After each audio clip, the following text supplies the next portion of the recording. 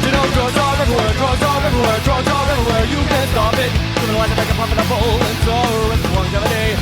Drugs are everywhere, drugs are everywhere, drugs are. Hey there, I'm Murph. I'm a former heroin addict, current alcoholic, and you're tuned into Self-Medicated Weekly Dose, a podcast all about drugs and the people who use them.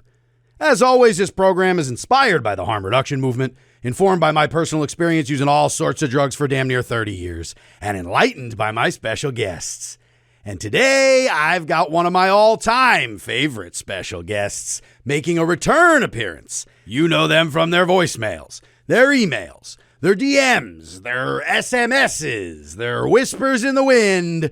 Please welcome back to the program, the listeners. Yes.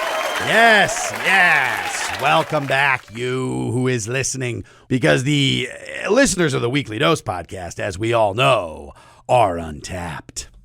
You have reached 443 MK Ultra. So here we are once again. Thank you so much to everyone who, who's out there supporting the show, reaching out. I always want to hear what you think. I can rant and rave all goddamn day, as I always say, but I love to hear from people listening. We've got the phone number here. You can get your voicemails in. 443 MK Ultra is the number. 24 hours a day, 7 days a week. Call at any time, and please leave a voicemail. Let's get right into it. The first one we have this week. Hey, Murph. This is Jay. It's a little story about the first time I got a RSO syringe.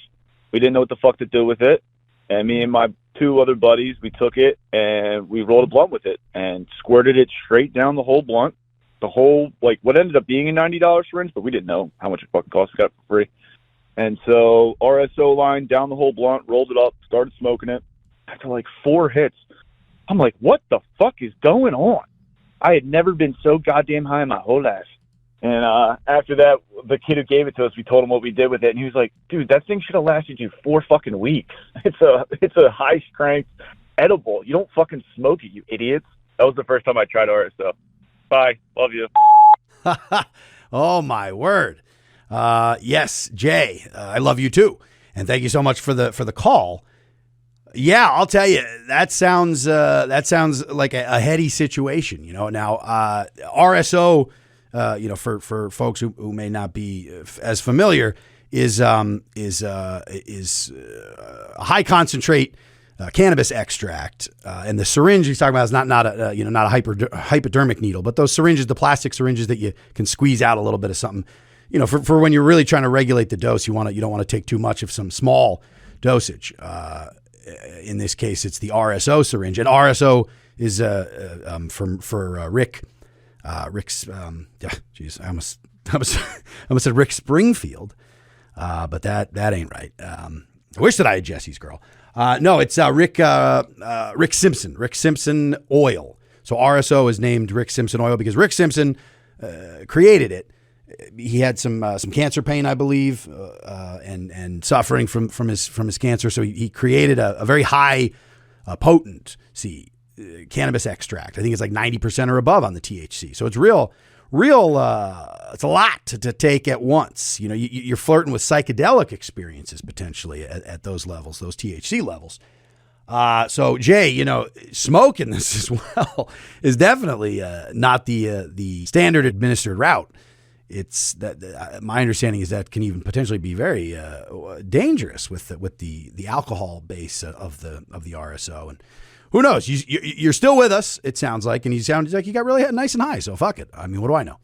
I definitely don't know about this because for my own bucket list, I guess I'm going to put RSO on there because I've never had it. So, I've had some high-powered THC, and as these the waxes and the tinctures and this, this, that, and whatever have been coming out with the dispensaries opening and these things are more regulated now.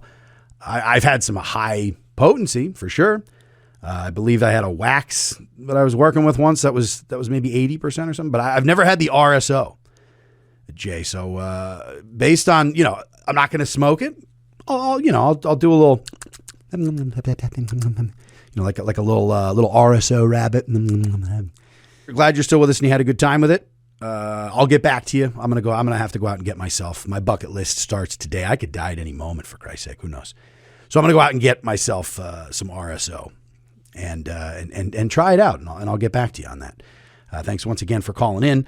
Our next listener is Imani. Thank you for emailing in. Imani asks, "What's the longest you've ever been sober?" First of all, so sober. I don't know what you mean. If we're just talking like no weed, no booze. I mean, caffeine, I think most people, if you're saying sober, you're talking about more psychoactive drugs. I think caffeine, nicotine are probably not in there, but depending on who you're asking. We've all got our sober lines in the sober sand. But yeah, I kind of think I would imagine what you're asking here. And I would say about 10 years ago, for 30 days, me and my lover Diana did a cleanse, one of these fad cleanses that were it was hot at the time. I don't remember exactly what the hell it was, but it was basically your gut health. It was kind of resetting your guts. So there was no nightshades, like no tomatoes or eggplant or whatever the hell. And it was just like lean protein meats, and then 2 meals were just juice, just like a juice or a smoothie or something, but not with a yogurt or anything. It was a very, very, very restrictive in that way. And it was basically just no gluten, no bread or anything. It was tough. Like the first week was that, you're kind of going through like withdrawals. You're very foggy. You're very strange. You realize how much sugar and salt that you just pound into your guts on a daily basis when you do one of those kind of cleanses. And of course, no booze. Didn't say anything about weed, but my thing, of course, is I'm not gonna play with fire like that. Like if I'm trying to do something where I'm like, well, I don't want to eat a box of Fruity Pebbles, then I'm not gonna tempt myself with getting high and trying to just walk away from the Fruity Pebbles. That's just really trying to push myself to the limit. So I didn't smoke any weed, didn't drink anything for that 30 days. I remember that was about. So I think that's my answer for you, Imani. You didn't say yours. I don't know if you're. I'd be curious to hear what people in general, especially if you're not counting the days. There's some folks out there who, of course, are counting those sober days, and that's not my jam. So I don't really totally think about when it happens and when it not. Also, I always wonder sober. Like I always thought of sober as like, so if you have a drink, right? Let's say 2 beers with dinner. Let's say 3 beers with dessert. But whatever it is, if you're not intoxicated, but you have ingested, the booze. So that's so like you're saying, I'm sober to drive, whatever it is. I don't know.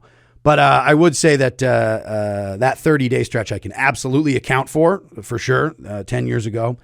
And I felt great at the end of it. Felt a little delirious, a little punchy, a little cagey in the mind. The body, though, felt pretty good. I'd been really taking piss poor care of myself. There was some hard eating those at that time when me and Diana first got together. We were both just celebrating just the hedonism of it all, just the love, the lust, the foods, the delights. We were pushing it real hard. We went on this reset, felt good, celebrated at the end of the 30 days by having going to our favorite cheeseburger spot, having a beer and having a massive cheeseburger. Didn't feel great right after. If I'm being honest, felt really like halfway through the burger, it was just kind of like, ooh. But I powered through. I dug down deep. And powered through. So, we got back, and then we just kind of, it all fell apart. We didn't stay on any sort of diet. But that was a 30 days. That was the old 30 days.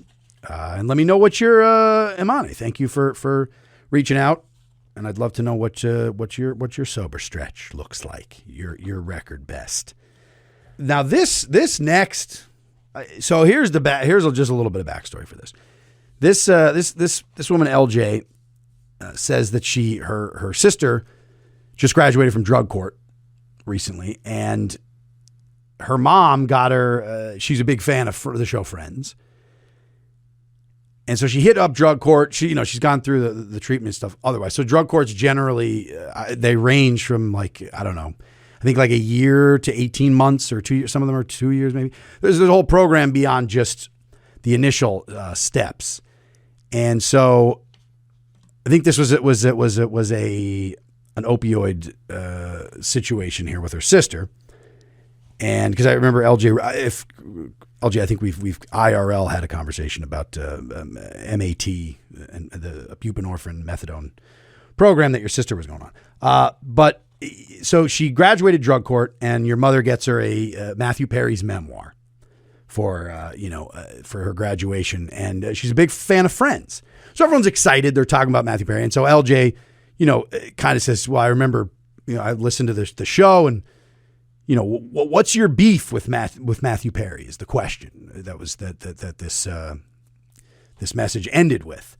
What is your beef with Matthew Perry? And, by beef, one of the titles of one of the Weekly Dose episodes is, in fact, Fuck Matthew Perry. But, it's a tongue-in-cheek thing. It's not personal with Matthew Perry necessarily. It is a little bit, I guess. But overall, it's more the ideology, which I do think is shit. So, it was hard at the time when I did the episode. It was he just done a Diane Sawyer interview. His memoir came out, and he's reading. Speaking of which, too, whoever it is that has been calling 443 MK Ultra and leaving little Matthew Perry tidbits, you'll appreciate now too, because I was going to see how many of them would come in. There's been at least 5 or 6 messages on there where it'd be like just a little line from Friends, like I'd hear Matthew Perry doing some other thing, or it'd be like the Friends theme song, but just the part where they like clap. So like that kind of stuff. So someone's been having some fun on the 443 MK Ultra ever since the Matthew Perry episode that I did. So bless you if you're out there and enjoying yourself. So I was just going to see, but my guess is this is not LJ. I don't think this is someone separate, but we're getting our Perry in today, is the point. So yeah, the beef with him mainly, and I found this clip. I'm going to play it here, and kind of this will help me get my thoughts in order on Mr. Perry, because it really isn't personal. It's more just a mindset and attitude of the abstinence, treatment programs, the addiction, the disease model of addiction. There's a lot of things, and not to mention the celebrity and the privilege of, like, people love to say all the time, oh, addiction, it doesn't care if you're rich or poor, or black or white, a man, a woman. Addiction affects everyone, which is certainly true. Certainly true that people struggle with drugs, because drugs, they're chemical substances. They of course don't have any prejudices or preconceived. No, that's not how chemicals work. But who does have a hell of a lot of those immediately on the other end of after someone uses those chemicals is all of the systemic, the attitudes, the stigma, the rehab industrial complex, the way it's set up, which funnels through these kind of drug courts and things. The criminalization of certain drugs and how that's dealt with. So, of course, it's always, the bag of dog shit that's been lit on fire always ends up, at the intersections of the race and class and gender and stuff. So that obviously isn't just, by chance. So Matthew Perry using his drugs and whatever it was, $7 million or whatever he says he spent on rehab. That's always just it's fun to get advice. It's fun for him to come out and say, well, I wrote this memoir because, I want to help people. And I'm not even judging him. Maybe he fucking does. I don't know. But if he does, and he's just doing a poor job of it because he's not mentioning a lot of the basic life-saving measures.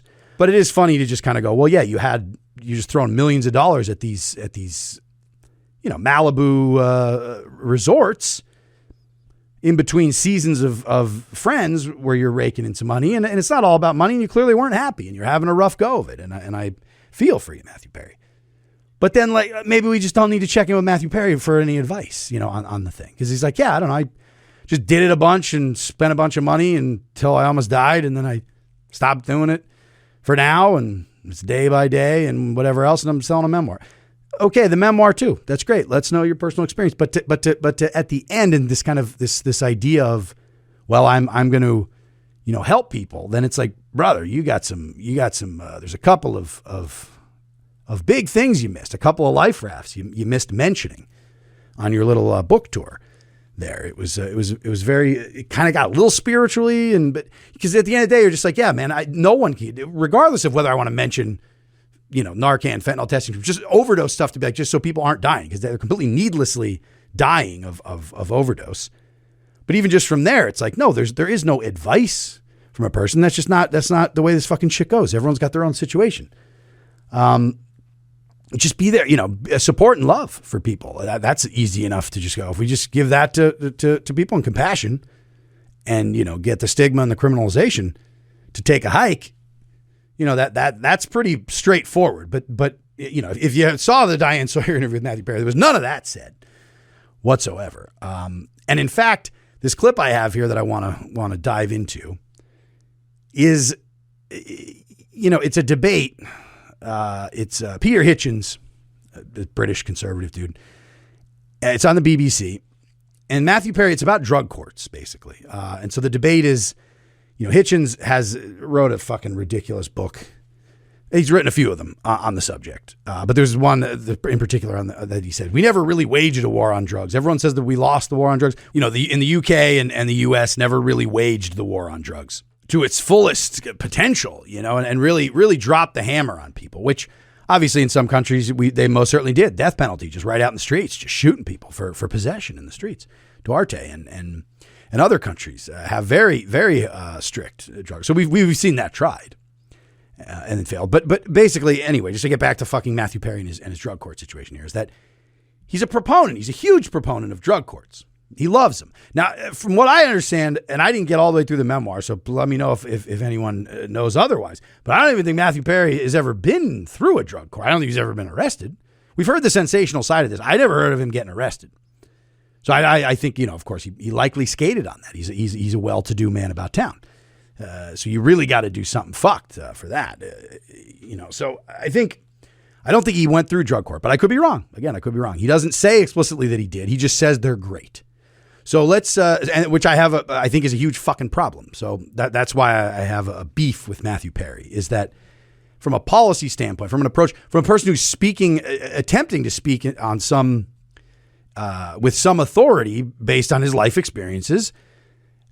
His life experiences were he had his bottom powdered pretty consistently, even through the worst of it. So, and I wish everyone had their bottoms powdered. It's nice, it's nice to get your bottom powdered, especially when you're not feeling so hot. But that sadly, that's not the situation for a lot of people. So I think speaking from that point too, is, if the main takeaway is just pony up $7 million and eventually you'll maybe not die and you'll stop using it, that's not really much advice. So he loves his drug courts. So there's a little bit of a debate here with Hitchens on BBC. So I'm just we'll pop in and out because there's some things missing here. So let's take a peek. The actor and former addict Matthew Perry, the journalist Peter Hitchens, and Baroness Meacher, who chairs the UK All-Party Parliamentary Group on Drug Policy Reform. Why do you have such faith in drug courts? Well, that's kind of an easy question to answer. I see that they work. I see that I've been involved with them for about 4 years, and a little over 4 years. And now, again, real quick, I don't believe that's he's been involved. He speaks at these conferences. There's an organization, I can't think of their name right now, but it's All Rise, I think. Now I remember because it's a pun. It's a pun on the judges. All rise for, public health. But there's a judge involved for some reason and not health professionals. But he says he's involved for 4 years. He does these and I imagine they're paid handsome speeches.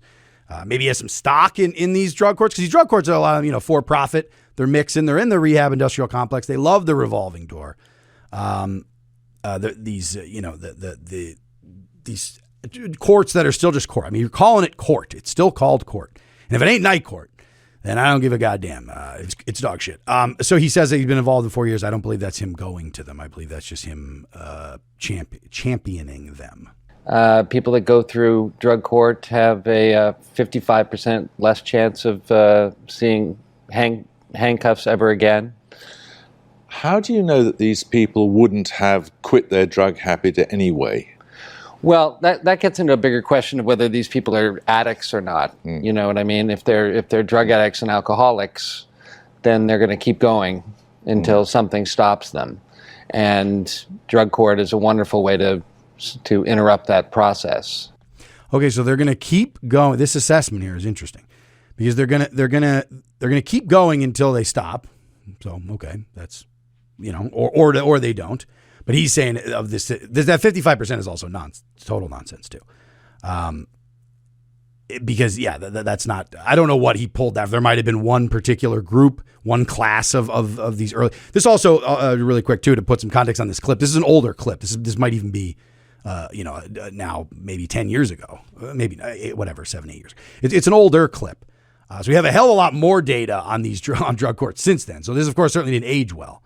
The Drug Policy Alliance did a great a few years ago as a very comprehensive, and we've seen more since then of looking at these numbers and looking long term and being like, well, the idea that people are just going to stop using drugs anyway is there's a percentage of people who are going to do that regardless of anything else, and there are some people who are never going to stop regardless of anything. So it's, you'd say, if anything, it's just a wash. It's like, okay, well, then I guess we just have it, except for the fact that you're still dangling, prison in front of people. So this idea of like, oh, it's the humane way to deal with it. It's hard with a straight face to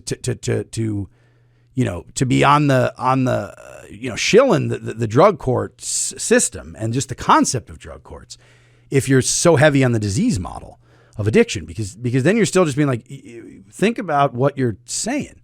Now, if you're just trying to do the thing where slow and steady reforms, anything, any little bit helps. If we can get, then fine. Then you're a low and slow milquetoast slug, and we have no time for you because people are fucking dying. But regardless of that, I think that there's this other weird thing where it doesn't even sound like that's what it is. It sounds like he's legitimately excited and saying drug court is a great thing because it works, and that's not true as we've seen. And it's a way to not throw these people away. So it takes first-time non-violent drug offenders. You'll also notice literally every person who has ever spoken on behalf of drug courts and for drug courts always mentions the first-time non-violent drug offenders. Obama, Martin Sheen, Matthew Perry, all the celebrities, but all the professionals too from the drug court world. It's very, very, very quick to stress that these are first-time, nonviolent drug offenders. Because, the others, you say, we don't want to throw people away. Well, if you're a second time or, a violent, there's a lot of things that fall into that for circumstances. But yeah, Matthew Perry makes sure to hit his talking points for sure. He is an actor after all. Instead of throwing them into prison, it puts them into a 18-month to 2-year program. What's not to like about it? Well, the evidence in favor of them is pretty scanty. There haven't been many. There's another fucking thing I just despise too. You're going with this just softy fucking centrist garbage, is that you then leave me to agree with Hitchens, who's fucking worming around on the right. Like, so you're just like, what you leaving this because he's right. Anyway, is the point. Like Perry just delivers just a bowl of vanilla, fat-free, sugar-free, and you're like, is this even yogurt? I don't know. This just feels like a bowl of mush. I've been reading the Goodnight Moons to my daughter, the old classic Goodnight Moons. A bowl full of mush. That's what Matthew Perry's entire public rhetoric and philosophy behind addiction and him wanting to help people. It's just he ends up just giving you a bowl full of mush, and then Hitchens gets to step in. Serious studies, I think one in Baltimore, one in Arizona, and one somewhere else in the United States, and they tend to suggest that over the long term, then they don't make much difference anyway. And the selection of the people who go through them, I think, has some impact on it. But the real problem for me is this: that what you're saying is you're effectively seeking to fail in the criminal justice system. The whole point of the criminal justice system, and we forget this all the time, is to deter people from committing crimes. Once you've arrested someone, once they've appeared in court, it has already failed.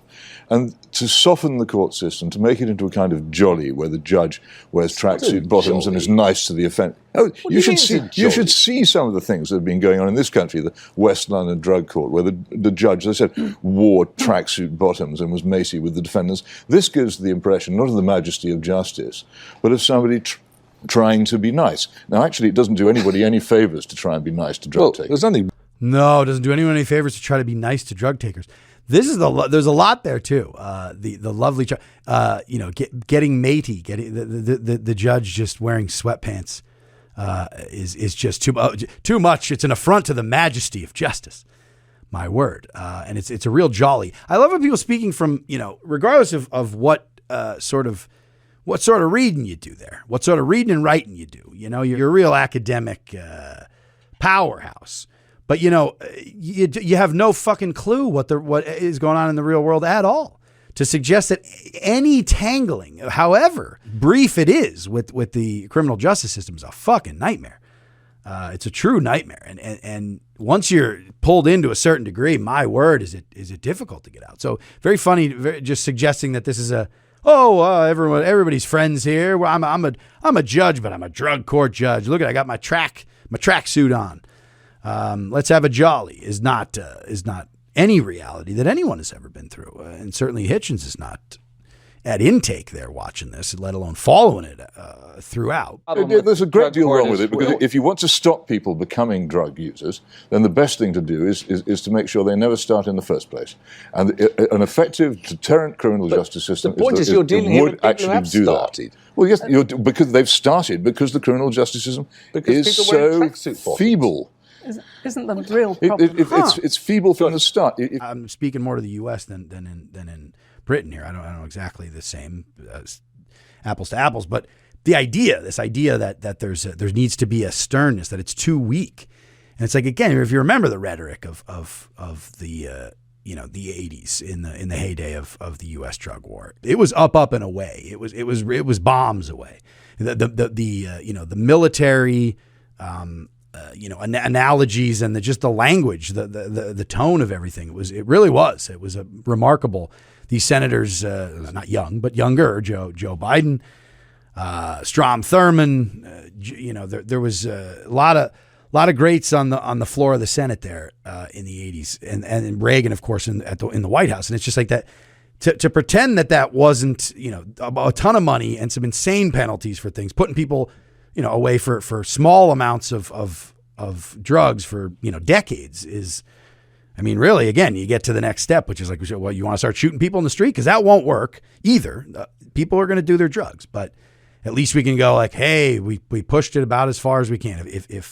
If a mandatory minimum sentence of 15 years for a little handful of crack is not enough for you, Mr. Hitchens, then we're just going to go have ourselves a jolly. Baroness Meacher, you can have a contribution here. Come on. Isn't the problem that by the time you get to a drug court, you've already assumed that drug addiction is a crime? Actually, drug addiction is a health problem. So the first thing you've got to do is some preventive work, prevent people becoming drug addicts, and that we now know there's good evidence that you can do that.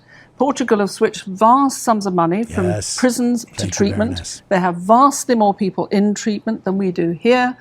They have a much better record than Spain and Italy. You can deal with this as a health problem instead of waiting till people become really severe addicts, get into the criminal justice system, and then I agree with you. Drug courts can be a little more helpful. I'm not understanding your point. Your point is to stop drugs and alcoholism by just people never starting? Well, you two believe in this fantasy of addiction in which people lose... Fantasy of addiction. A complete fantasy in which people lose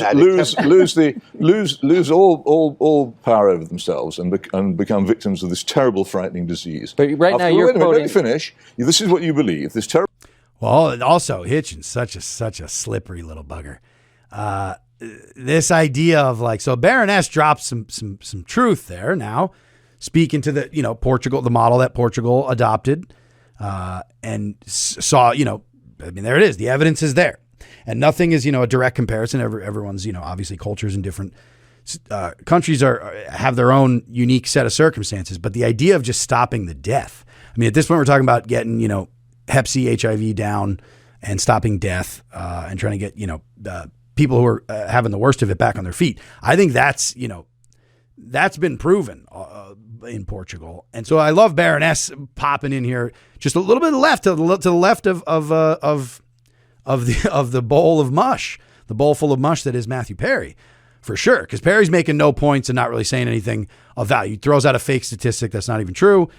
Can't really back that up. And then is now, Hitchens senses, well, the Baroness has made some points. Let me get at Matthew Perry. Let me just say addiction is not even a real disease. And so here now we are on that little side detour. Frightening disease after which they cannot stop taking drugs. If you really believe that, then you would presumably think the best thing would be that they never ever came in contact with those drugs. Of course. Wouldn't it therefore be wise to deter them from doing so by a stern and effective criminal justice system which actually persuaded them it was unwise to take the drugs in the first place? When do I get to speak? Right? I'm dying to speak. If you really believe in it, you'd agree with When me. can I speak? Speak.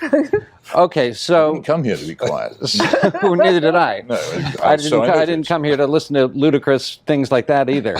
So well, you tell me why it's ludicrous if you're so clever. I will. work. The American Medical Association diagnosed it a disease in 1976. So you're saying that that's incorrect? People. Are you saying that that's the medical incorrect? profession is constantly doing extraordinary things. The American Psychiatric Association said for years that homosexuality was Peter, a the disease. key thing they is were wrong. All kinds of things were said by Peter, medical. See, Baroness tries to cut back in here too because now Perry has taken the fucking bait big time from Hitchens. Instead of fighting with people to say that there isn't the science in terms of the human brain and the mapping, they've tried to do a lot of things in terms of showing what happens to the brain receptors when certain chemicals are introduced, whatever. They're still studying. The brain's a fucking wild one to kind of take a look at. So in terms of conclusive, you'll always have factions come forward to dispute different studies and whatever else. So this idea of proving, in the same way, because we talk about cancer and whatever, the proof in terms of a lot of these other diseases are there, whereas it's not exactly that same thing. And ultimately what I would just say is, who cares? Who gives a shit, Hitchens? Moving on to the points that the Baroness has made about Portugal and about a different approach that is cheaper, that is has a higher success rate, saves more lives, takes better care, lessens harms, et cetera, and costs the taxpayers less money. All of these things are on the table, or were on the table for a second, until Matthew Perry takes the bait that Hitchens is prepared, and especially the American Medical Association. She's like, yeah, and Hitchens is correct with his, yes, sometimes mainstream medicine, if you go through the history books, has certainly not batting 1,000 by any means. And in some cases, it's very dark.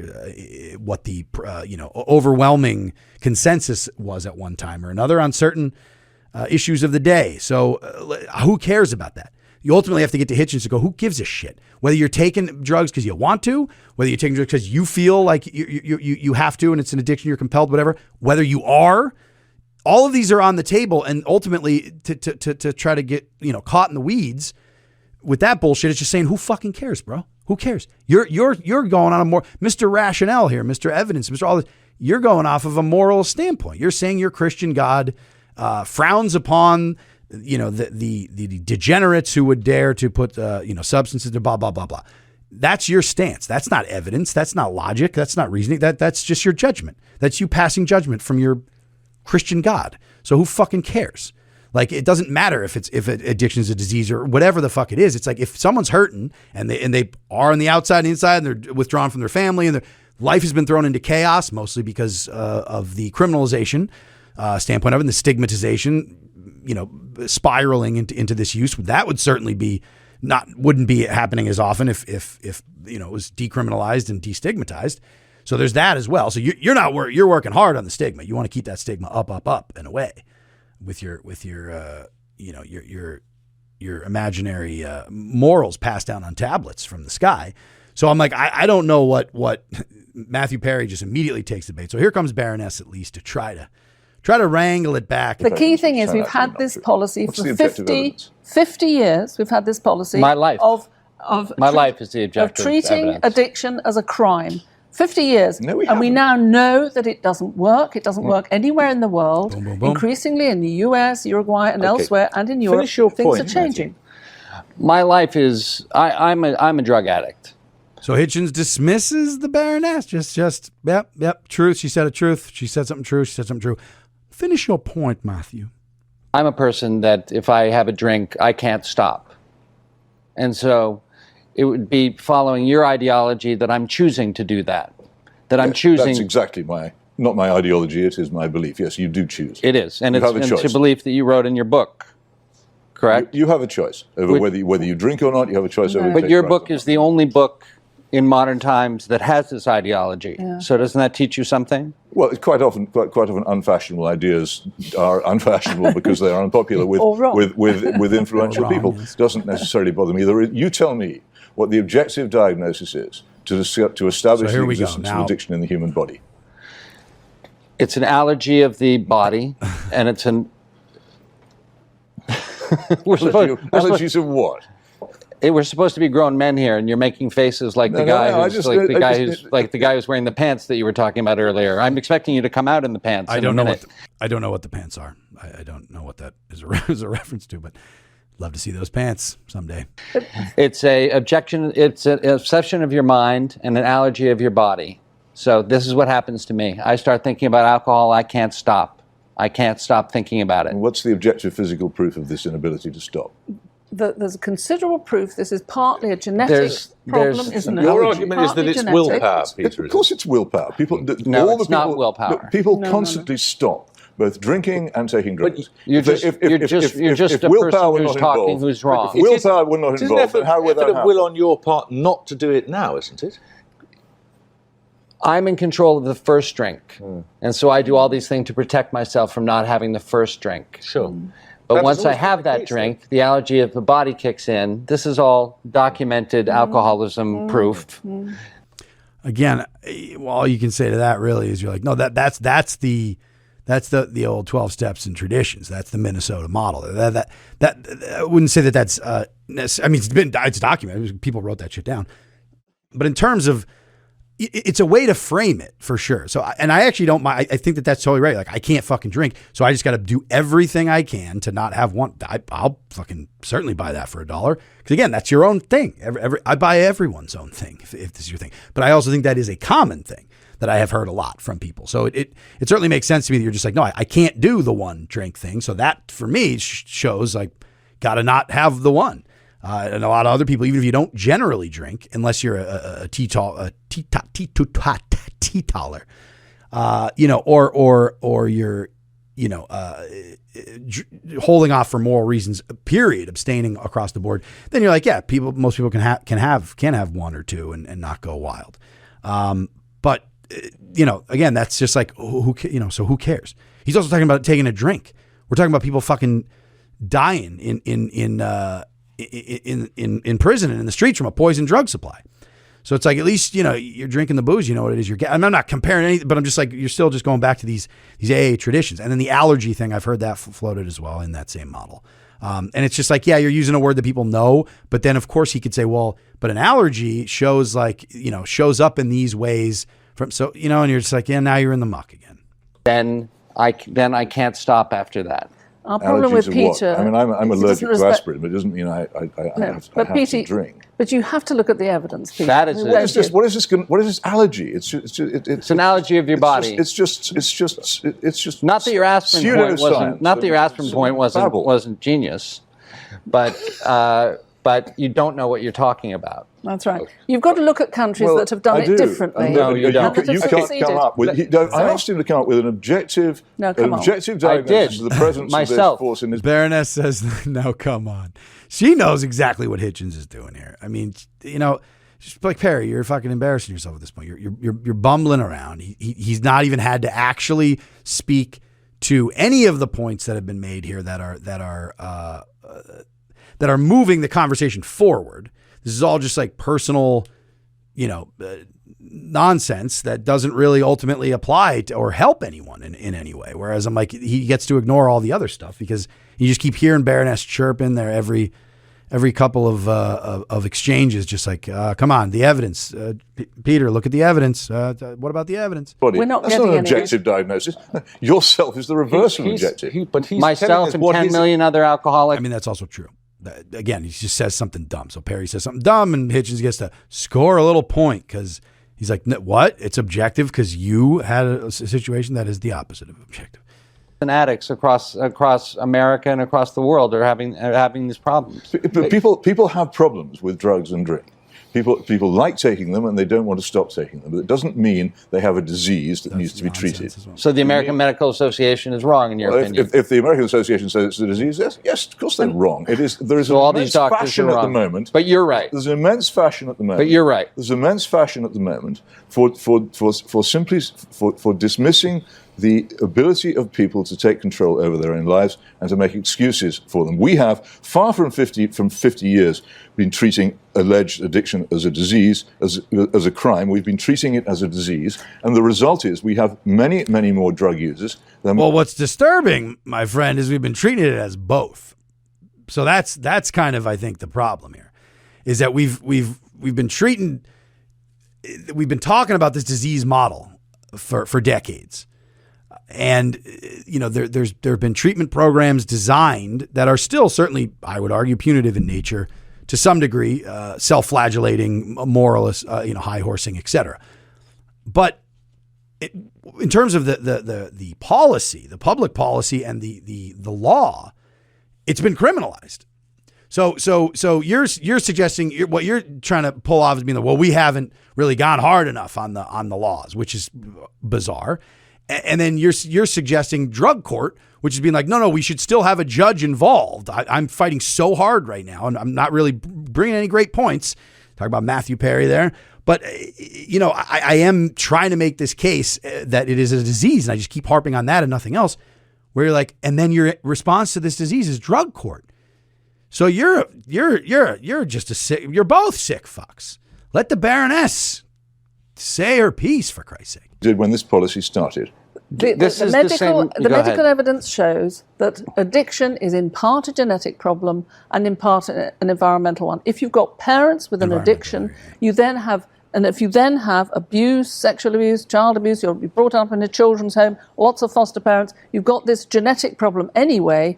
The evidence is very, very clear. You have a health problem. And countries that have addressed this and dealt with it as a health problem are doing a lot better than we are. We can save money, we can reduce crime, we can get people better, stop having them on benefits, we can have them paying taxes. Swish if we from want the to Baroness save at the money buzzer and here. help people, then we know how to do it. Since we've followed your policies, more and more people have been taking dangerous and damaging drugs. Sadly, You we are don't making follow- Since we've ceased treating drug possession as a crime and have more or less ceased either arresting or prosecuting people possessing drugs. Since we have classified drug takers, when did we as people stop with a doing medical that, problem, bud? we have had more and more.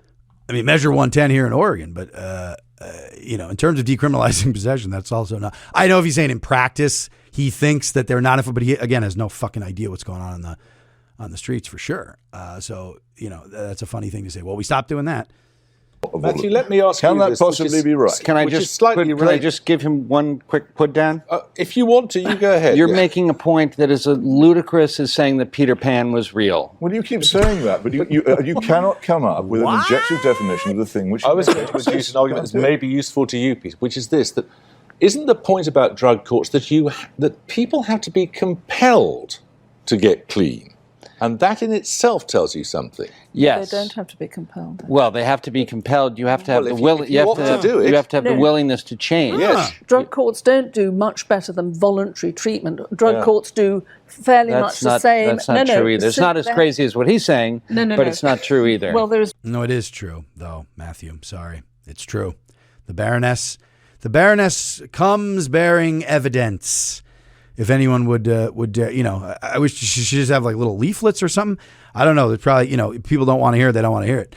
But that is, I can back that statement up for sure. That there's plenty of evidence out there for that. So this is again where Matthew Perry's now doubling down, tripling down on turning. Well, you're not as crazy as this guy, but you're still crazy because you're not saying that drug courts are amazing. So you are kind of nuts. Maybe not as nuts as Hitchens, but you're not. And it's like, no, this is exactly what she's suggesting, is that if you're saying it's a disease, what the fuck? She's very polite about it, very polite. But essentially, what she's saying is, dude, what the fuck are you talking about?